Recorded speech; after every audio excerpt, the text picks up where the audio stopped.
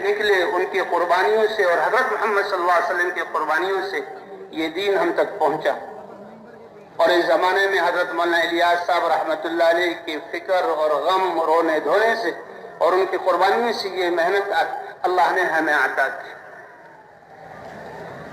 اور انہیں کے ساتھیوں میں سے حاجی عبدالوہاب صاحب پاکستان میں اس مرکز کا وجود اور یہ رونق اور اتنا بڑا مجمع اور یہ مرکز، جی ہاں، یہ جو پھر جہاں سے پوری دنیا میں جماعتوں کا جانا، اس کی بنیاد ہمارے حاجی صاحب حاجی محمد عبدالوہاب صاحب، اللہ ان کے بجا درجات کو بلند فرمائے، ان کی قربانیوں سے یہ ہمیں محنت ملی.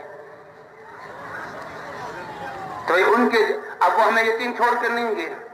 ان کی دن رات، ان کے صبح شام، ان کی اس محنت میں، جب اس محنت میں لگے پھر پیچھے مڑ کے نہیں دیکھا، پھر آگے سے آگے چلتے گئے.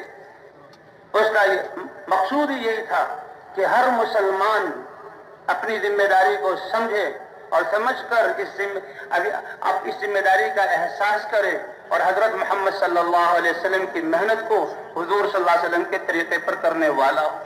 حتیٰ کہ وہ تو فرمایا کرتے تھے کہ اپنے گھر میں جو مستورات ہیں اور جو عورتیں ہیں ان کو بھی سمجھایا جائے کہ اس امت کی عورتیں وہ بھی حضور صلی اللہ علیہ وسلم کی امت کی افراد ہیں اور وہ بھی اس محنت کی مکلف ہیں. جیسے صحابہ کرام اور حضور صلی اللہ علیہ وسلم قربانی دے رہے ہیں، اسی طرح ازواج مطہرات اور حضرات صحابیات رضی اللہ عنہن سب قربانیاں دے رہی ہیں اور بچوں کی تربیت کر رہی ہیں. فرمایا اپنے گھروں میں اپنی مستورات کو سمجھایا جائے، وہ دعا کر سکتی ہیں، گھر کے کام کاج کر رہی ہیں، کام کاج کرتے ہوئے دعا میں لگ سکتی ہیں. حتیٰ کہ کوئی بیمار اور کوئی پاہج اور کوئی بوڑھی بھی ہو اور اس کی سمجھ ٹھیک ہو تو وہ بھی اپنے آپ کو سمجھے کہ میں حضور صلی اللہ علیہ وسلم کی امت میں ہوں اور میرے ذمہ ہے، تو دعاؤں میں لگنے. دعا ہے اللہ پوری انسانیت کو ہدایت دے دے، اس امت کے ہر فرد کو اپنی منشا کے مطابق چلنے کی توفیق عطا فرما. اور پھر ہمارے ہاں جو اجتماعی زندگی، ملنا جلنا، عیادت وغیرہ، تو جو اس کے پوتے پوتیاں، بھانجے بھانجیاں، نواسے نواسیاں آئیں ان کو سمجھا سکتی.